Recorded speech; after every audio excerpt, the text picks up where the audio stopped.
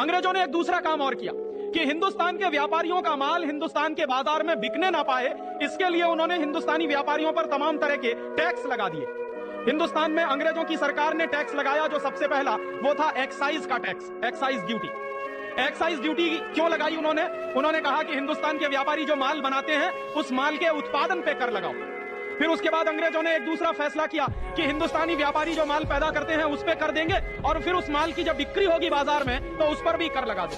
तो उन्होंने माल की बिक्री पे सेल्स टैक्स लगा दिया। और उसके बाद एक तीसरा कर लगा दिया अंग्रेजों की सरकार ने कि जो माल बाजार में बिकेगा और उससे जो मुनाफा कमाएंगे हिंदुस्तानी व्यापारी, उस पर इनकम टैक्स लगा दो। तो पहले एक्साइज टैक्स लगाया, फिर सेल्स टैक्स लगा दिया, फिर इनकम टैक्स लगा दिया। फिर अंग्रेजों की सरकार ने 2 टैक्स और लगाए।